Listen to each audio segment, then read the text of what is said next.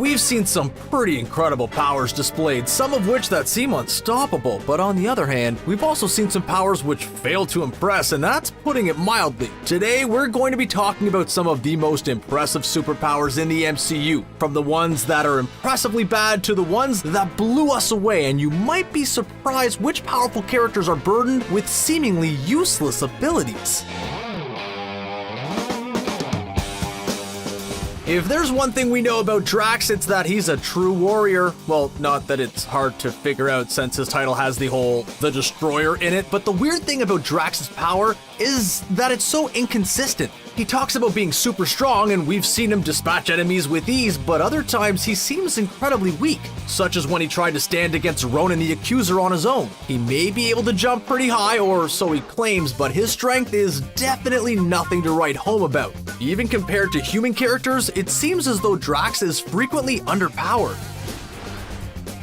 In the comic books, Mantis is an incredibly accomplished martial artist you definitely don't want to mess with. In the Marvel Cinematic Universe, well, she's really good at feeling feelings. We definitely appreciate powers that have an aspect of subtlety, and we know not everyone can shoot out blasts of energy or perform grandiose feats of strength, but most of Mantis's powers are pretty underwhelming, including her ability to read people's feelings via physical contact. Plenty of mere mortals can read others, and it's not like the Guardians of the Galaxy are known for their subtlety. Being able to manipulate these emotions is marginally more useful, but again, it still falls short of being truly impressive.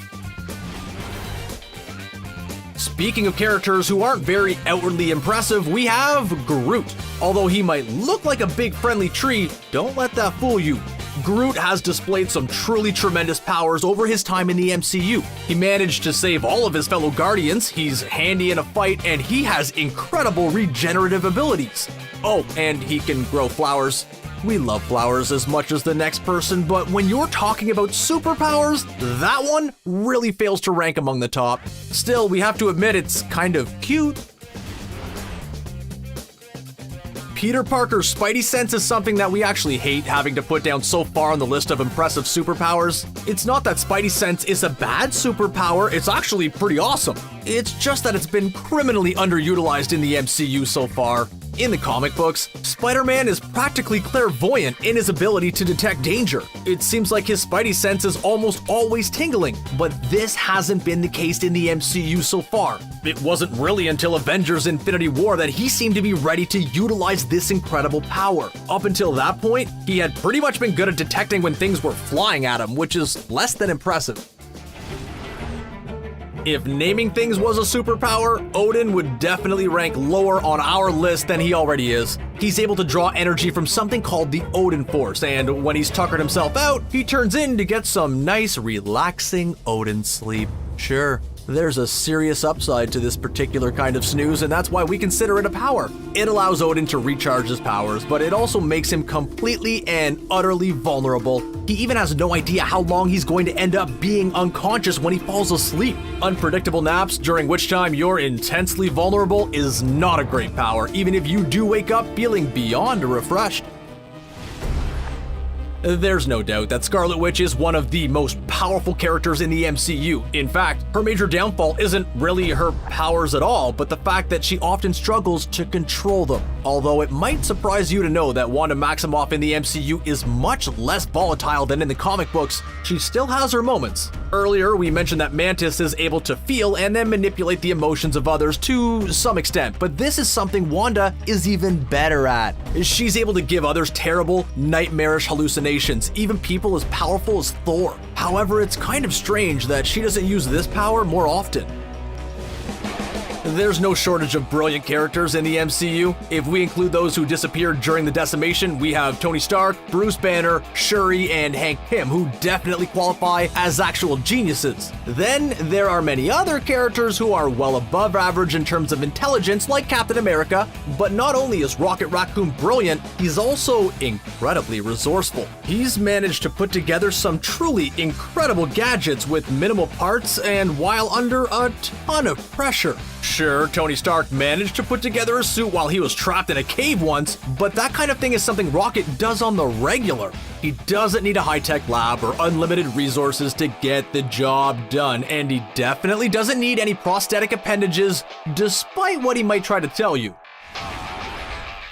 We know that Father of the Year Thanos forced his two daughters, Gamora and Nebula, to fight against each other as a form of training. Nebula never managed to win, which meant her body parts were gradually replaced with cybernetics in an effort to make her stronger. But don't assume this means Nebula is a bad fighter, it's just that Gamora happens to be exceptional. Although being the favorite daughter of Thanos is a dubious honor at best, you don't get there by not being a master fighter.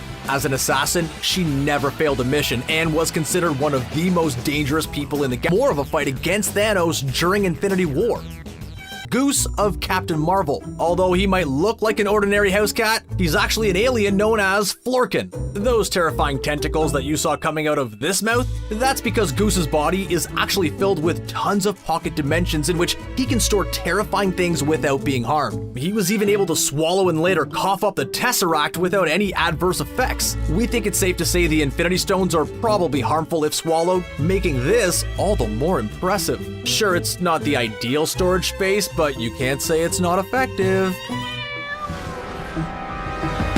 Just because Natasha Romanoff doesn't technically have any superpowers doesn't mean underestimating her is a good idea. She's a master spy, and even Loki admitted to being impressed with how sneaky she can be. Many Marvel movies feature lots of battles and explosions, but don't let that distract you from the value of espionage. Black Widow is able to disguise herself and infiltrate just about any group. Even Nick Fury was impressed by her skills and used her as a benchmark for a lie detector test, trying to make one so powerful that even she couldn't fool it. It's more subtle than some of the other powers on our list, but there are indeed some situations you simply can't punch your way out of. When you stack it up against other abilities in the MCU, it's hard to get super excited about being really good at aiming, but Clint Barton takes marksmanship to the next level. He's so proficient that he was selected to join the Avengers because of his master marksmanship, and he's not just limited to bows and arrows. We've seen him use pretty much everything and aim with devastating accuracy. Clint can even throw Captain America's shield shockingly well. He's able to pinpoint small targets at great distances, which is a great way to destroy large things while remaining safe. This talent is definitely in the work smarter but not harder category, and we approve. Clint Barton must have trained long and hard to hone his marksmanship abilities to such an impressive level, but Tony Stark was able to create a precise targeting system for his Iron Man suit with probably a lot less time and effort. It turns out that there are some benefits to being a genius billionaire after all. Who would have ever guessed? Iron Man is able to aim his weapons with incredible precision instantly, and he also removes the possibility of human error by making the whole thing an automated process. Not only that, but Tony is able to rapidly utilize all of the different projectiles within his suit to an extent even Clint Barton couldn't keep up with. When you think about Black Panther, speed might not be his first skill that comes to mind, but if you think about it, he's able to run at truly impressive speeds, especially compared to the other characters in the MCU. It's estimated that he can run up to 40 miles per hour, which is much faster than the average person. He can zip up staircases like nobody's business and even keep pace with fleeing vehicles. We've even seen him outrun characters like Captain America and the Winter Soldier. Cap may be the pinnacle of physical fitness, but he's still not as fast as T'Challa. This power also coincides well with others that he possesses, including his incredible acrobatics and agility. Super Soldier Serum that he received means every last muscle and every last pearly white tooth is absolutely ideal, but while this is impressive, Cap also has another incredible skill, and that's his ability to strategize. He can quickly and carefully formulate complex battle strategies even in the heat of the moment. Being able to fight enemies one-on-one is great, but Captain America knows the importance of delegating. He might not be as brilliant as Tony Stark or Bruce Banner, but he excels when it comes to strategizing. Captain America is definitely an incredibly useful ally on the battlefield. Many people consider Clint Barton to be the MCU master of arrows, but we think Yondu Udonta was even more impressive. Sure, Hawkeye can fire off arrow after arrow in quick succession, but Yondu can do an exceptional amount of damage with just a single arrow and a song in his heart. One long arrow doesn't seem like much of a weapon, but Yondu's Yaka arrow is something else entirely. This weapon is incredibly lethal, and Yondu has masterful control of it. He's able to wipe out vast amounts of enemies almost instantly with it. Generally, the sort of attacks that cover a lot of ground, but we've seen Yondu use it to rip apart a Necrocraft. Obviously, we're not here to talk about Scott Lang's incredible ability to perform close-up magic tricks using sleight of hand. While that's pretty cool, we're more impressed by the whole shrinking and growing thing. Sure, he utilizes technology designed by Hank Pym, but Scott had to go through a lot of training in order to master utilizing it. There was even a training montage about it in Ant-Man. In the comic, Booker manages to make it into the MCU. Also, as Scott mentions, growing to epic proportions isn't easy on the body. It takes a lot to be able to pull off this move effectively, and even an expert like Scott needs a nap afterwards. In the very first Guardians of the Galaxy movie, we knew that there was something very special about Peter Quill. No, it wasn't just his impeccable taste in music or his knowledge of some of the greatest cinematic achievements of all time. We saw him survive in space for far longer than he should have and hold on to the Power Stone without it destroying him, at least for a period of time. So when it turned out that his father was Ego, a Celestial, it wasn't that surprising. It turns out Star-Lord has some even more incredible powers that we've never seen. The only downside is that they've never manifested before or since. During Guardians of the Galaxy Volume 2, we saw him utilizing molecular manipulation in order to create something out of nothing. If only he could find a way to incorporate this into his everyday arsenal. Sure, she may be completely and utterly evil, but Hela has always been a person with a plan. She's got people to see and then destroy, as well as places to conquer. Why bother spending time forming friendships and alliances when you can simply reanimate corpses and force them to do your evil bidding? That's just good time management and an incredibly impressive superpower. Hela makes new allies whenever she needs them, quite literally by utilizing necromancy when the situation calls for it. In addition to bringing back vast swaths of the undead, she can also bring back powerful beings like her pet wolf Fenris and her berserker. Apparently, being an ally of Hela means never having to say goodbye for too long. Despite being called the God of Thunder, it's electricity that Thor controls. He's able to conjure and then control massive blasts of energy. For a period of time, he relied on Mjolnir to help him focus his power, but he later learned the true power was inside himself all along. Isn't that sweet? Thor's powers are some of the most incredible in the MCU, and his command of electricity is his most impressive. Not only can he call upon blasts of lightning to smite his foes, but he can also use them to enhance his own attacks. By using this power and channeling it into Stormbreaker, he very nearly defeated Thanos, and he could have if he just aimed for the head! Hey listen, we didn't say being smart was one of his powers. Peter Parker's Spidey sense is pretty cool, but it pales in comparison to Heimdall's Omnisense. Being the gatekeeper to Asgard is a serious task, and there's a reason Heimdall was chosen to fulfill this role. He can use his powers to see and hear anything going on anywhere within the 9 realms. He's able to intercept plots and respond to people calling for him from other worlds. Although this power isn't completely infallible, it's still incredibly impressive. And also incredible is that Heimdall has managed to master his power in order to avoid being constantly overwhelmed by taking in far too much stimuli. Heimdall's power is so amazing that Loki even wondered if there was a time Odin may have feared him. Earlier, we said Groot has way more impressive powers than being able to grow flowers, and now we're going to talk about them.